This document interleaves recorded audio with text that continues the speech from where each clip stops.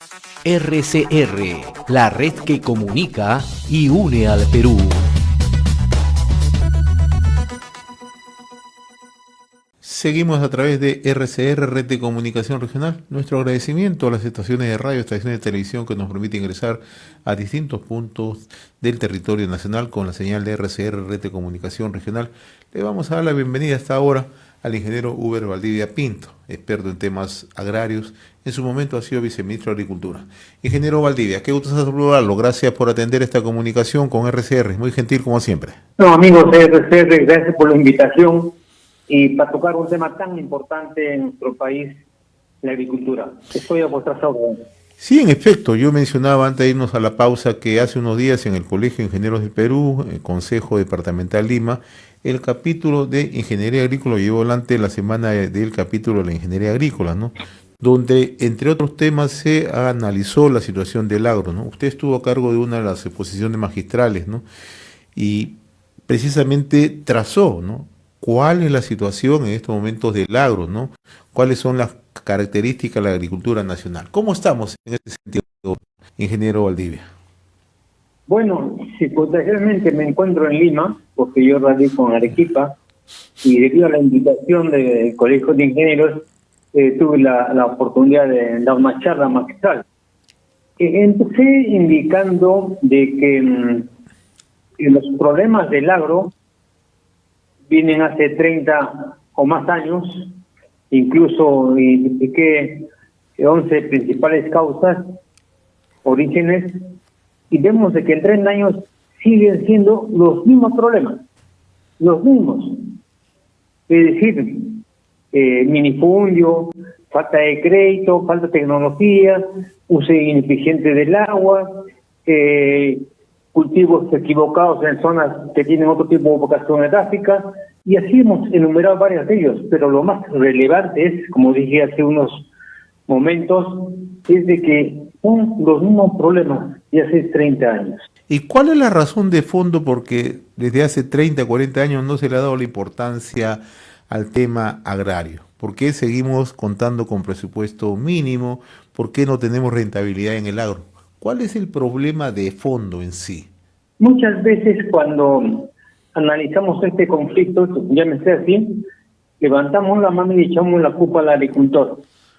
Y nos preguntamos, ¿y cuál es el rol del Estado como fomento a una actividad tan importante como es el agro, donde pueden pasar 1000 conflictos, pero siempre va a haber estómagos que alimentar? Es más, la pobreza sigue campeando en el agro, hay un fuerte éxodo del campo a la ciudad, casi el 85% de población nacional vive en la urbe, no hay ningún incentivo para que los agricultores o los jóvenes se queden en el campo. Es evidente de que la población que vive en el campo es gente ya de edad, o muy viejos, mientras que los niños se quedan simultáneamente ahí. En la primera opción, el padre de familia consigue los pasajes y manda a los chicos a la urbe. Muchas veces para limpiar autos o para hacer lustrabotas, y yo sé que muchos de ellos llegaron a esas circunstancias y gracias al esfuerzo provinciano y regional han logrado triunfar en la vida. Pero son pocos ellos, son pocos, y es consecuencia del abandono del Estado. No hay ningún incentivo para que un joven se quede en el campo. No hay inversiones. Y al margen de inversiones, que es muy sustantivo, es bueno recordar que en promedio en los últimos años solo entre 1.5 y 1.7% del presupuesto de la República se va al campo. Es decir, si seguimos esta tendencia, va a ser muy difícil que el agro tenga otro nivel tecnológico. Pero sí tiene un resquicio en el sentido de que no únicamente la infraestructura es importante, creo que también el desarrollo de capacidades. A eso me refería en esta charla en el Colegio de Ingenieros acerca de 4 enfoques. Un enfoque de desarrollo territorial, un segundo enfoque, un plan nacional de extensión agrícola, otro tercer enfoque, la agricultura 4.0, y el cuarto enfoque era acerca de la generación masiva de empleo desarrollando proyectos hidráulicos pendientes hace 50 años.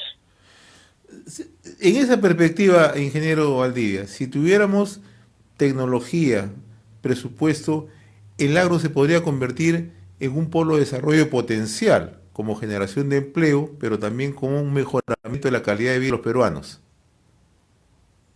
Eso es muy cierto. Ahora, no hay necesidad de estar importando tecnología, o extrapolando información de otros lugares que han avanzado. Israel, en Europa, Norteamérica, esa puede ser una línea. Pero no, ¿qué sucede? Que en nuestro país ya estamos trabajando con alta tecnología. Lamentablemente solamente es un sector, como el sector agroexportador, donde compromete más o menos a 200.000 hectáreas. En el país tenemos 3 millones de hectáreas potencialmente que pueden vincularse a una buena productividad. Estamos lejos, distantes de llegar a ese nivel. Entonces, comentabas un poco, tenemos acceso a esta información, acceso a cultivos atractivos para el agricultor. Si bien es cierto que viene la perorata cerca de la seguridad alimentaria, pero creo que también es bueno entender una vez más que en esta globalización de la economía es bueno ir buscando el equilibrio, qué puedo vender y qué puedo comprar. Decíamos, si yo exporto 1 kilo de palta, lo más probable es que yo pueda traer 5, 6 o 7 kilos de maíz. En el caso del maíz, el costo de producción de 1 kilo de maíz en nuestro país era el sol 20, sol 30. Ahora con forma de la bulla se va a incrementar. Y la pregunta es, ¿y cuánto me cuesta traer 1 kilo de maíz amarillo duro? ¿Un sol? Pues es evidente de que nuestra economía, equivocada, mal que bien en cuanto a consumo, más favorable, es importar el trigo o la soya o el maíz. Pero es relevante también llegar a altos niveles de productividad en cultivos, como en el caso de granada, uva, palta, plátano, mango, arándanos. Pero ahí es el espacio donde no estamos llegando, donde el agricultor sigue con la misma cédula de cultivo de hace 20 o 30 años. Tengo la experiencia de Arequipa que, por mis orígenes, por ejemplo, en Arequipa, seguimos la cédula de cultivo de hace muchas décadas. Es decir, cebolla, ajo, papa, maíz, y dejamos de contar. Bueno, hay unos que otros más cultivos, ¿no? Digo yo, esta producción agrícola que está al compás de la demanda de cultivos en el Perú, en el caso de Arequipa probablemente no, y tomo como referencia a Arequipa, que es lo mismo que puede ser en cualquier espacio agrícola en el país. Arequipa hace unos años, en cebolla, colocaba el 80% de cebolla que llegaba al mercado mayorista, era Arequipa. El día de hoy, por efecto de competitividad, ya Arequipa solamente coloca el 40%. Pero no reacciona, seguimos con la cebolla y con precios deprimidos. Ahora, ¿por qué bajó eso? Porque ya tenemos nuevas variedades y nueva tecnología, nuevo manejo de nutrientes en Chincha, Cañete, Ica, Barranca, el Norte Chico, donde ya hay competencia. Cuando hay áreas que tienen otra vocación agrícola, pero seguimos pesquando, en el caso puntual, de alfalfa. Bueno, esas son las equivocaciones en el país. Estamos dialogando con el ingeniero Uber Valdivia Pinto, experto en temas agrarios, en su momento ha sido viceministro de Agricultura. ¿Y cómo está observando usted en estos momentos la situación en el agro? La falta de fertilizantes, la falta de insumos. ¿Cómo está observando? ¿Cómo está afectando nuestra agricultura en este momento? ¿Cuál es el impacto? Arequipa, la agricultura viene siendo caótica hace varias décadas, como lo explicó hace un momento. Pero lamentablemente en esta coyuntura, ¿no?, el incremento de los combustibles, el problema de poco acceso, en consecuencia de la pandemia, los fletes marítimos han subido. Este último conflicto de Ucrania-Rusia ha agudizado los conflictos en campo. La venta de urea, las restricciones en la venta de productos como los que he mencionado, maíz, trigo, porque muchos países como estrategia no ofrecen todo lo que normalmente lo hacen, porque saben de que puede haber conflictos, una reanudación del conflicto de Ucrania, profundizar los conflictos, un problema del COVID. Por lo tanto, hay mucho manejo, lógicamente de acuerdo a su conveniencia. Entonces, este panorama ha agudizado los conflictos que ya teníamos en el campo. Y el gran conflicto en el campo es la baja productividad. En el mundo hemos avanzado bastante en llegar a altos niveles de productividad, mientras que en el país sigue siendo los mismos de hace muchos años. Pongo como ejemplo, porque lo conocemos, el tema de la leche, por ejemplo. El promedio de producción de leche en el país, promedio nacional, es 7.2 litros vaca día, 7.2 litros vaca día. El promedio de producción de leche en la sierra es 4.4. Mientras que conocemos que en la costa nuestra, o en caso contrario, en establos, Lurín, Pachacama, o en Arequipa, Santa Rita, están por 30, 40 litros vaca día. Digo, ¿por qué ese atismo? Porque a veces la lectura equivocada es persistir en un incremento de leche. Es justo el pedido de los agricultores ganaderos. Incremento de leche, los monopolios, logra el aire, ¿no? ¿De acuerdo? Pero la pregunta es, ¿y dónde está la política para poder incrementar la productividad? Claro está que no voy a comparar Lurín, Pachacama con la zona andina de Cotahuasi y de Huancabamba, no la voy a comparar, pero debe existir ese abismo. Estamos haciendo el esfuerzo para acercarnos e incrementar la productividad, manejo de alimentación, manejo de genética vía inseminación artificial, trasplante de embriones, compra de vientres, manejo sanitario, valor agregado, nada. Y puesto como referencia la leche, igual puedo poner como referencia a la papa. La más alta producción de papa en América Latina está en el Perú, algo encima de 3 millones de toneladas. Y la pregunta es, ¿y cuáles son sus niveles de productividad? 15, 16. Productividad que es mucho menor que el Perú de Venezuela. Mientras que hay agricultores, trabajos de investigación, que llegan a más de 100 toneladas por hectárea. ¿Y por qué estamos con unos promedios tan bajísimos? Lógicamente que este promedio también es de tallar la costa, la sierra, que también tiene precios bastante deprimidos. Entonces, y así podemos enumerar muchas historias de lo que pasa en nuestro campo por esta baja productividad y el acceso muy limitado a la tecnología y manejo de nutrientes, genética, etcétera. Ahora, el otro tema que se ha planteado desde el gobierno es la entrega del fertiabono, ¿no? En medio de toda esta falta de fertilizantes, la carencia de insumos. ¿Es la medida más acertada? Usted que conoce muy de cerca el sector. Claro, seríamos un poco mezquinos en indicar que eso no había darse, pero sí se da porque hay un quiebre acerca de los precios altos, la baja oferta de urea particularmente. Entonces el gobierno busca un mecanismo de atención, pero un mecanismo de atención facilista.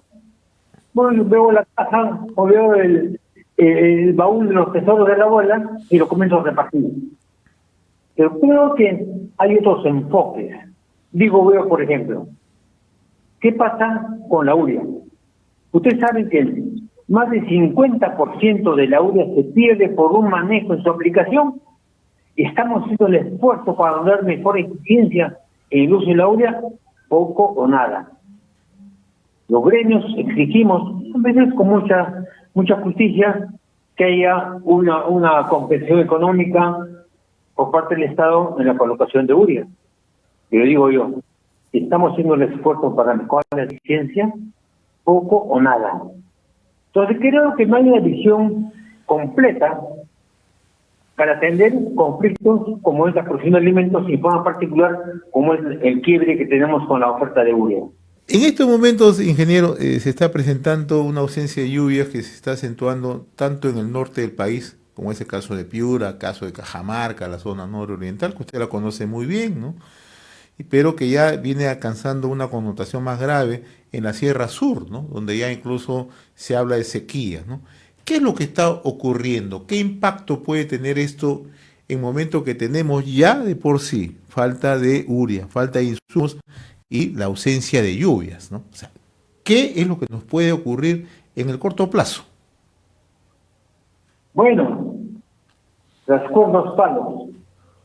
Lamentablemente el factor climático o lluvias es un factor no controlable.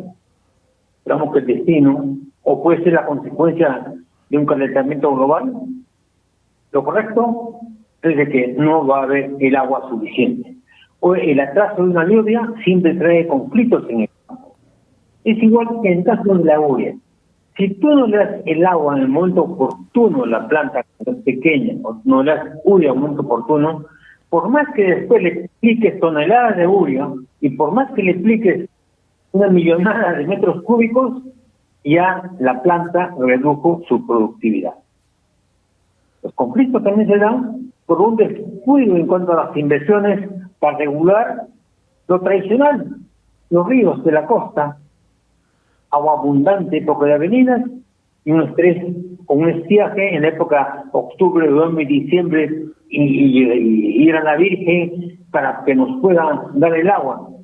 En eso estamos, apelamos a lo místico, pero nos apartamos de un hecho real.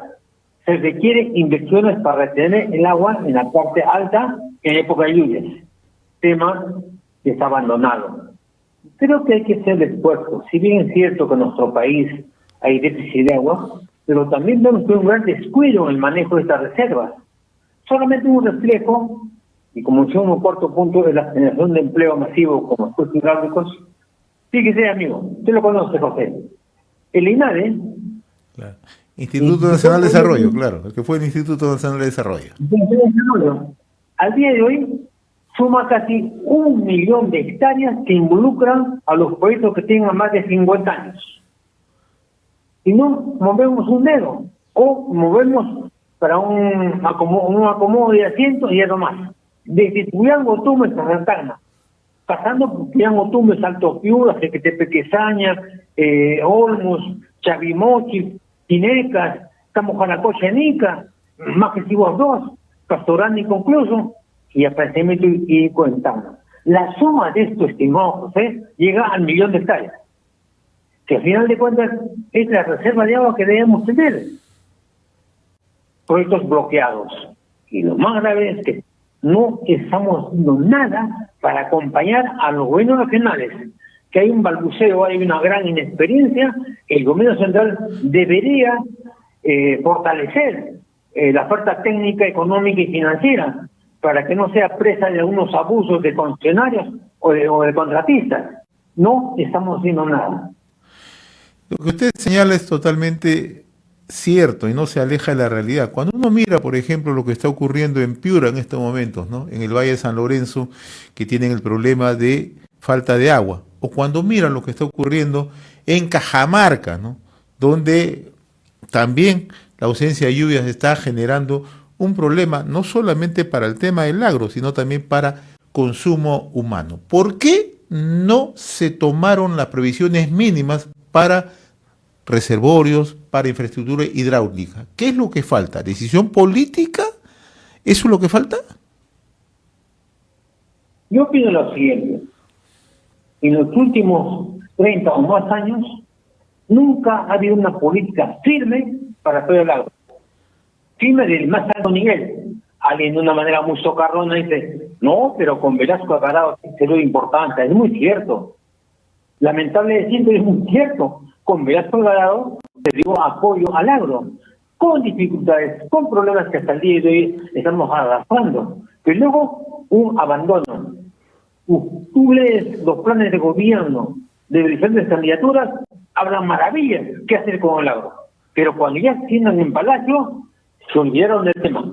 Todos sigue esa característica, por eso el agro sigue abandonado.